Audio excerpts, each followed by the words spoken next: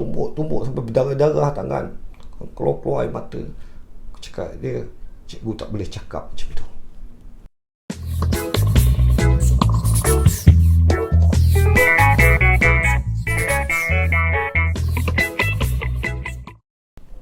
Assalamualaikum. Hai korang, jumpa lagi dalam channel Tok Ayah. Okay guys, kali ni aku nak bercerita pasal belajar di ASK. Semasa aku belajar dekat ASK,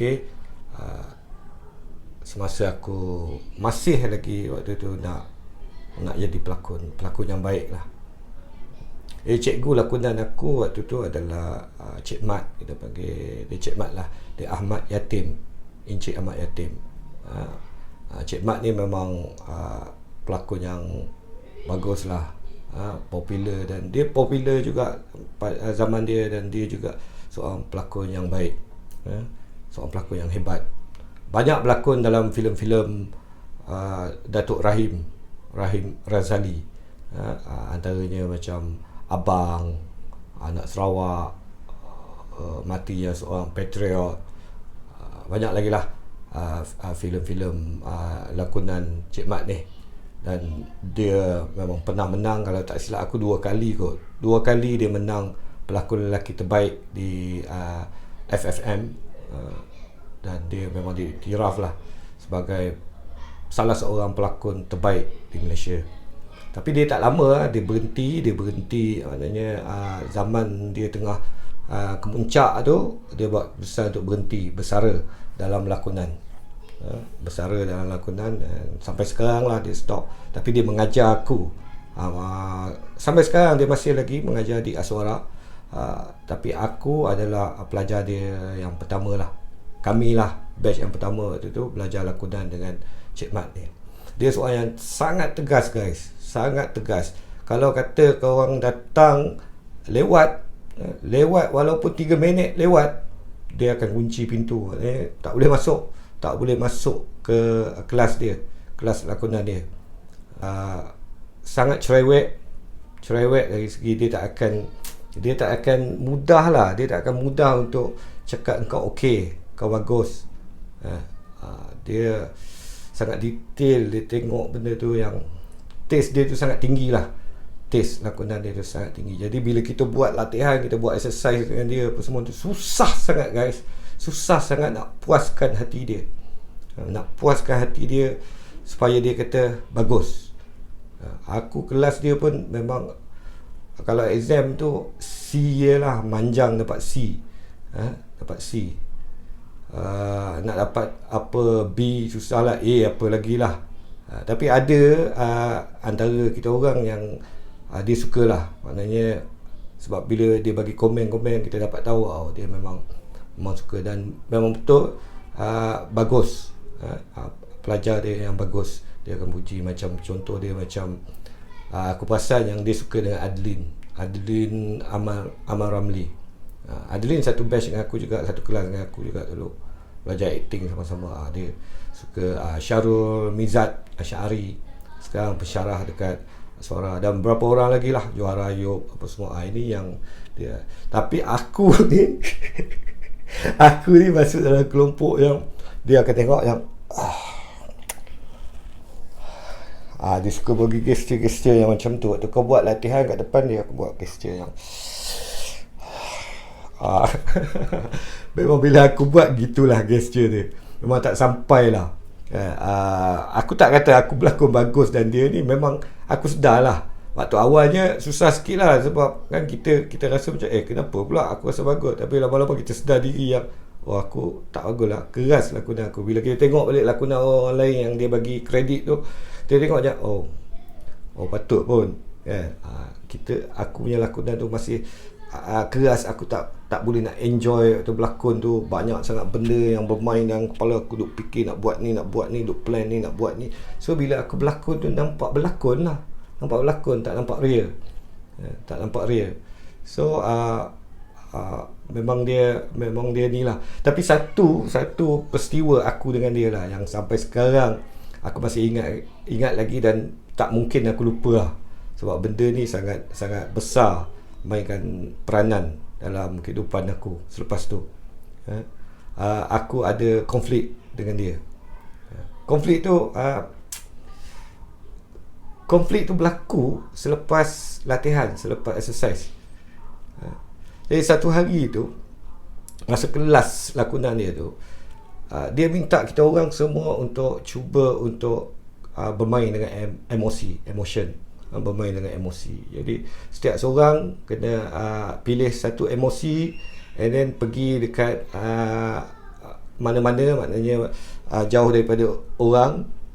So pergi, macam aku pergi ke satu corner, aku duduk kat corner tu, aku tengok dinding, aku fokus tengok dinding. Lepas tu kat tangan aku tu aku pegang pen, pensel atau pen lah, aku tak ingat, pensel atau pen. Kemudian aku tikam lantai studio tu, sambil aku keluarkan rasa, aku cuba untuk build up rasa marah dan kecewa. Aku cuba dapat, dan aku tahu aku capai ni, emotion ni, aku sampai ni, sebab benda tu datang dengan bila rasa tu sampai, korang tahulah, korang tahulah, dengan air mata bergenang menitis, kau rasa panas, kau rasa marah, kau rasa frust, kecewa, pam. Tiba-tiba dia stopkan kelas. Dia kata, okey, semua berhenti semua. Dan kita orang pun berhenti, berkumpul lah macam biasa kat depan dia apa semua. Kemudian dia kata, hari ni kelas kita cancel sebab kau orang semua main-main, kau orang tak serius, kau main-main, kau tak fokus. Kita cancel kelas hari ni, batalkan terus. Dia cakap macam tu. Dia suruh kita orang semua balik, keluar. Dia semua pun keluar lah. Aku tak tahulah waktu tu, tapi waktu tu aku rasa macam dia cakap semua tu maknanya termasuk aku lah. Aku tak tahu dia tujuan pada siapa, tapi yang aku tahu waktu tu aku sangat fokus. Dan aku memang tak ada main-main. Memang rasa tu memang sampai kat aku. Lepas tu semua orang keluar, seorang-seorang keluar daripada bilik tu. Dia orang yang tak akhir keluar, sebab dia nak kutip-kutip buku dia, apa file-file kedatangan dia apa semua. Jadi bila semua orang dah keluar dah pula, aku stay kat situ. Aku tunggu kat depan pintu bilik studio tu. Aku tunggu dia keluar. Bila dia nak keluar je kat pintu tu, aku tahan dengan tangan aku. Aku tahan tangan aku kat bingkai pintu tu. So block dia lah, dia tak boleh nak cross sebab dia tangan aku. Aku cakap kat dia, cikgu tak boleh nak cakap macam tu. Cikgu tak boleh cakap macam tu. Sambil aku genggam tangan aku ni, aku duk tumbuk. Aku duk tumbuk bingkai pintu tu, guys. Aku tumbuk air mata aku keluar. Sebab emotion tadi tu yang buat tu, dia stop macam tu je. So aku tak sempat nak hilang lagi. Waktu dia duk marah-marah kat depan tu pun, emotion aku jadi makin naik. Marah, kecewa tu makin naik. Sampai aku berdiri kat luar tu, rasa tu masih bermain lagi dalam diri aku ni. Aku tumbuk sampai berdarah-darah tangan, keluar air mata. Aku cakap dia, cikgu tak boleh cakap macam tu. Mana cikgu tahu apa yang kami rasa dekat dalam? Mana cikgu tahu? Tak ambil tumbuk lah. Ni cakap kat aku, saya bukan maksudkan pada awak. Saya cakap ni pada sebahagian daripada awak semua yang main-main. Cakap macam tu kat aku. Lepas tu dia kata, saya rasa awak ni sakit. Saya cadangkan awak pergi berubat, pergi hospital, psikiatris, jumpa psikiatris, jiwa awak sakit. Bila dia cakap macam tu je, aku macam Semua yang tadi rasa emotion aku semua tu hilang. Semua drop, jatuh. Aku jadi kaku, guys. Senyap. Aku fikir, orang nampak aku ni gila ke? Aku ni tak betul ke? Aku ni tak waras ke orangnya? Aku gila ke?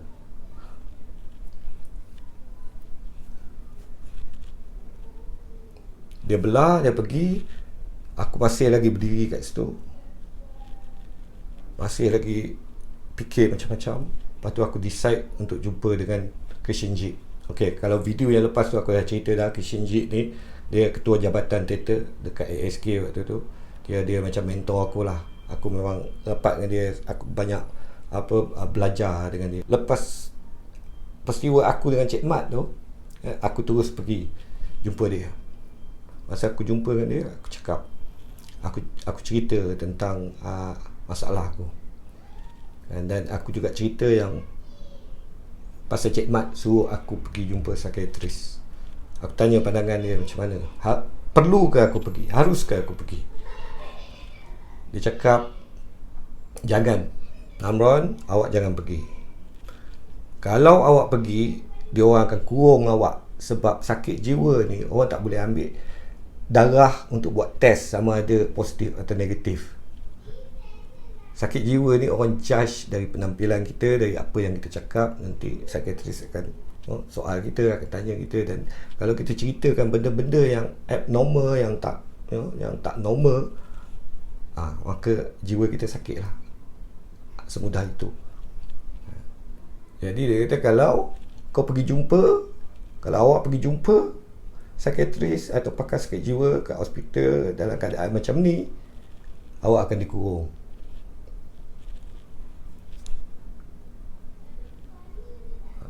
Dia bagi aku solution. Lepas tu dia bagi aku solution. Dia cakap, gunakan karya untuk keluarkan kesakitan awak.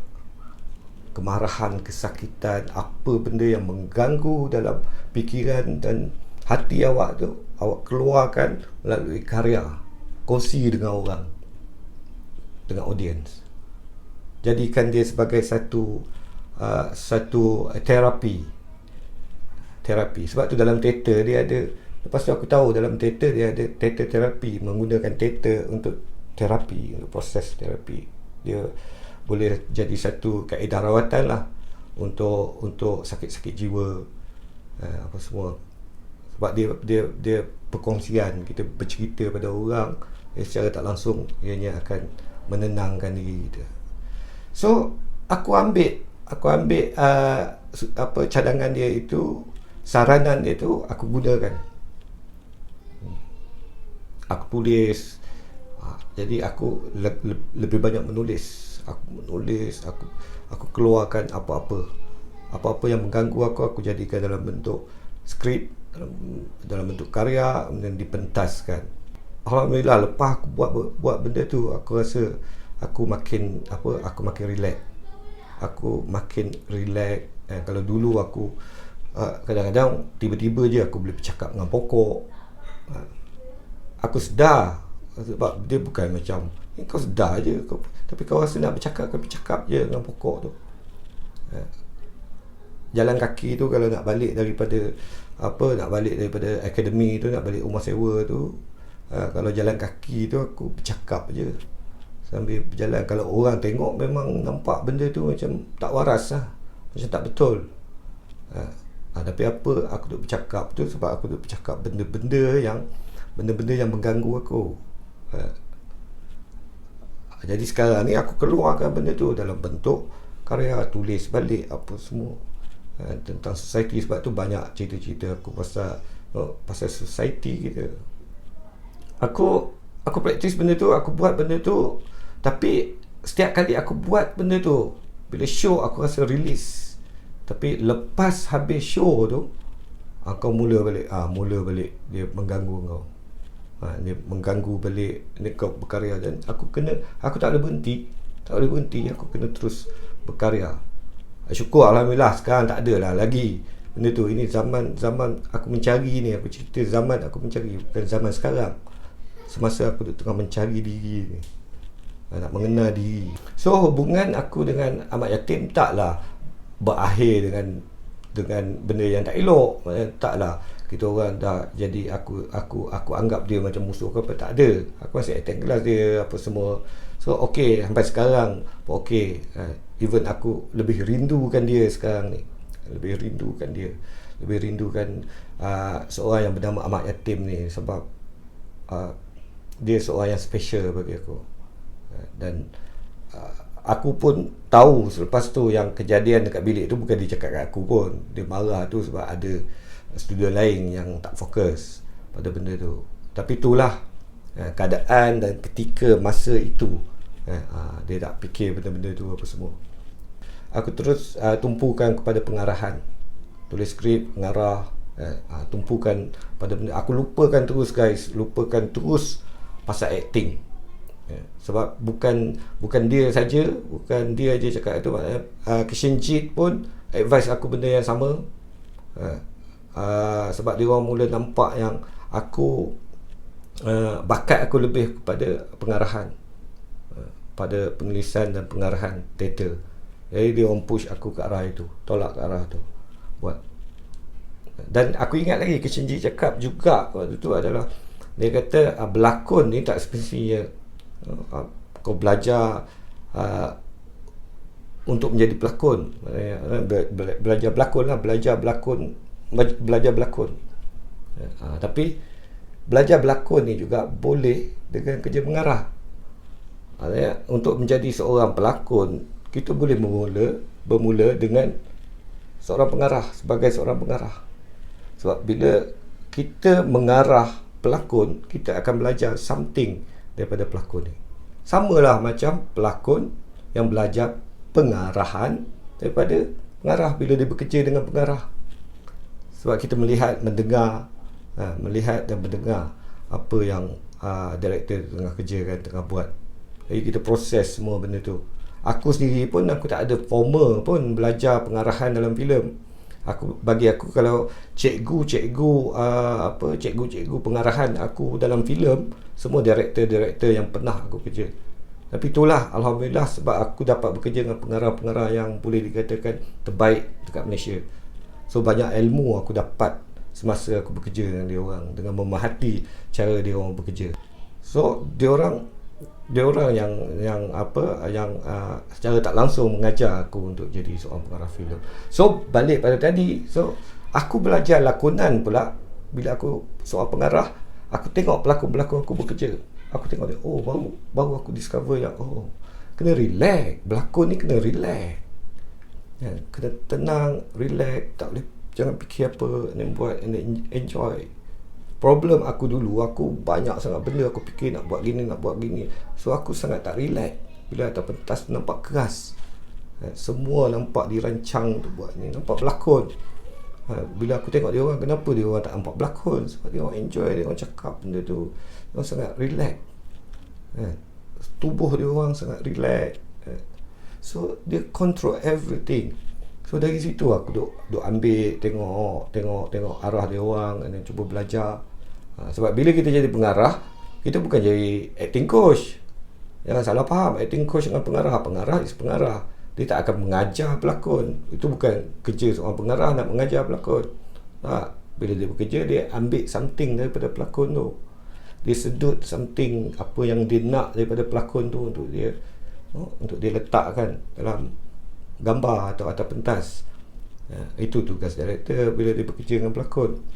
So itulah, bila lama-lama aku mengarah, lama-lama aku rasa macam aku yakin lah aku dah boleh. So aku try buat sendiri eksperimen. Aku tulis skrip sendiri, aku arah, aku jadi pengarah dan aku berlakon.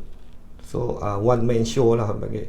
One man show, aku buat Mak Negeri Kuala Lumpur one man show sebagai satu test untuk aku tengok. Selepas tu aku kata aku dah yakin aku boleh berlakon. Alhamdulillah, aku dah berlakon sampai sekarang. Start daripada tu sampai sekarang aku terus berlakon. At the same time mengarah juga. So itu sajalah perkongsian aku untuk kali ini. kita jumpa lagi lah dalam video-video yang masa depan. Terima kasih kerana menonton, dan korang jangan lupa untuk subscribe channel aku, untuk dengar lagi perkongsian-perkongsian daripada aku. Kalau korang suka, korang boleh like lah sikit, komen ke apa ke. Kita jumpa lagi. Assalamualaikum. Bye.